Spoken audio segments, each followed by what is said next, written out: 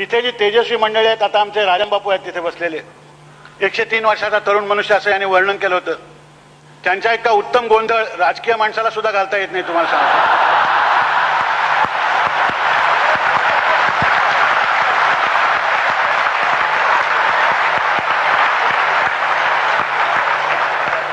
आजची 1000 माणसं राजकीय म्हणून जमलेली नाही आहे, ते मला माहिती आहे म्हणून मी धाष्ट केलं.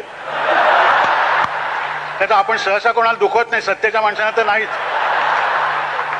तर असे राजाराम बापू आहेत. त्याच्यानंतर आपण नेहमी विद्वत्ता म्हणजे प्रखर वगैरे असं बोलत असतो, नेहमी तेजस्वी, जळजळीत वगैरे.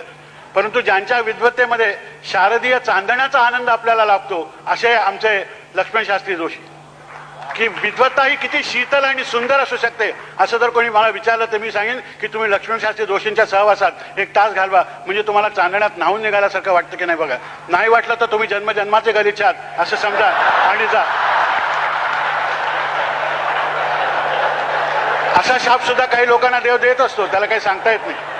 ही सगळी अशी माणसं बसलेली असताना मी आभाराला शब्द कुठून आणू मला खरोखरच माहिती नाही. एक तर आभार, धन्यवाद वगैरे मराठी शब्द नाही. कोणाच्याही घरी तुम्ही गेलात, काही जरा पिठलं पिठलं खाल्लं, काहीतरी चांगलं जेवलं, आज तुमचा आभारी आहे म्हटलं मा कृत्रिम नाटकी मनुष्य असं म्हणतो. आम्हाला नाटकाची इतकी भीती आहे नाटक वाटलेल्याची की पाय धरून नमस्कार केला तरी बापटला वाटलं हे अभिनय नाही, हे लोकांना सांगावं. पण बापटांना मला हे सांगावं असं वाटतं की आज जगामध्ये ज्यांचे पाय धरावे असे पाय मिळत नाही, ते लाभले, तर ते धरले तर काय चुकलं.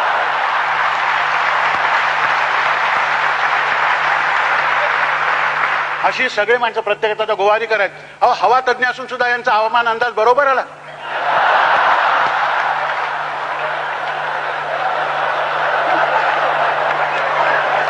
थक्क झालो. म्हणजे पाऊस हल्ली कोणाचा ऐकत नाही, यांचा ऐकतो की काय असं मला वाटायला लागलेलं आहे.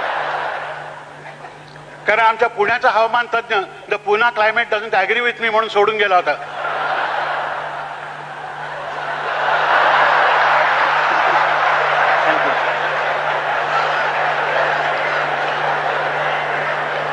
अशा प्रकारची ही परम पराक्रमी माणसं बसलेली असताना मी काय याच्यामध्ये आभार मानायचे. आभार विभार हे काही खरं नाहीये. मला तर एवढंच वाटतं की मराठीमध्ये काय काय भारतीय संस्कृतीत जिथे आभार विभार मानत असतील ते मानू देत बिचारे, पण मराठी माणसाला ते आभार मानतो, धन्यवाद देतो म्हटलं की हे खोटंच बोलतायत असं वाटतं. किंवा मराठी माणसाला जर फार हळू बोलायला लागलं तरी हा डोंगी असं वाटतं. इतक्या आपण मोठ्याने बोलत असतो, एकमेकाशी मोकळेपणाने बोलत असतो. केव्हा आलं, बरं वाटलं, आलं असं म्हटलं की महाडोंगी आहे. अशा प्रकारचं आपलं हे आहे. तर आभार विभार कसले मानणार मी. या लोकांनी आम्हाला अतिशय सुंदर भेट दिली आहे. ते काय आपल्याला तिथून लक्षात आलं, तो लामण दिवा आहे. हा लामण दिवा मी एवढंच सांगतो की आम्हा सगळ्यांच्या घरी सदैव पेटत निश्चित राहील. फक्त तेवढे तेलाचे भाव खाली आले तर बरं होईल.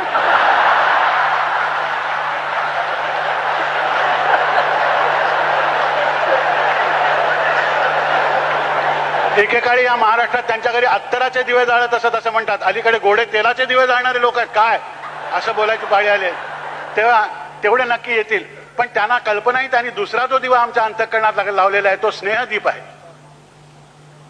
तो जो दीप आहे, ती जी ज्योत आहे ती आमच्या प्राणज्योती बरोबरच मालवली तर मालवेल, तोपर्यंत ती चैतन्याने युक्त अशा प्रकारची राहील एवढं मी सांगतो. आणि मला माहिती नाही की मान स्वीकारायला मी योग्य आहे की अयोग्य आहे, परंतु इतक्या लोकांनी ज्या अर्थी मी मोठा आहे असं ठरवलेलं आहे ते कदाचित असेल सुद्धा अशी शंका माझ्या मनात यायला लागलेली आहे. तिचं निरसन माझ्या कर्तृत्वाने लवकरच झाल्याशिवाय राहणार नाही हे मलाही माहिती आहे. परंतु आपण एवढं प्रेम केलं, एवढं दाखवलं. घरच्या माणसाने इतका घरचा आहेर याला मराठीत निराळाच अर्थ आहे, पण घरचा इतका सुंदर आहे, आयुष्यभर कुठल्या तरी एका क्षेत्रामध्ये धडपडून ते समजून घेण्याचा प्रयत्न करताना मिळतं. हा मोठा महत्त्वाचा प्रसंग आहे. हा आजन्म लक्षात राहावा असा प्रकारचा प्रसंग आहे. आणि त्या प्रसंगाला आपण केवळ मराठी नावाच्या भावनेने जमलेले सगळेजण इथे एकत्र आहोत, यांच्या साक्षीने मिळावा याच्यासारखा तर गौरव नाही असं मी म्हणतो. कारण ज्याला आपल्या भाषेवर प्रेम करता आलं त्यालाच दुसऱ्याच्या भाषेवर प्रेम करता येतं असंच मला वाटतं. त्यानं आपल्या आईशी जो प्रेम करतो त्याला मातृत्व म्हणजे काय, त्याचं वात्सल्य म्हणजे काय, त्याचं प्रेम म्हणजे काय ते कळतं. तसं आपल्या भाषेवर प्रेम करणारी माणसं ही जगातल्या सर्व भाषेवर प्रेम करतात. त्याचा दुश्वास कोणीही करत नाही. भाषेचा दुश्वास कसला करायचा. दुश्वास ही निराळीच भावना आहे, ती कोणीही करत नाही. त्या अभिमानाने आपण म्हटलं की हो मी मराठी आहे, मला नेहमी मराठी आहे असं म्हणताना वाटतं की शिवाजी महाराज सुद्धा कधीतरी सोयराबाईंना हातचं पिठलं काही जमलं नाही बरं का वगैरे मराठीत सांगत असतील. ही कल्पना मला खूप बरी वाटते की थोर माणसं मराठीत बोलतात वगैरे. तर अशा थोर माणसांनी जी भाषा समृद्ध केली त्यातलेच आपण एक लहानसे आहोत. ही बाकीची मंडळी मोठी आहेत, त्या मनाने लहानसा असून सुद्धा मला तुम्ही मोठा केलात.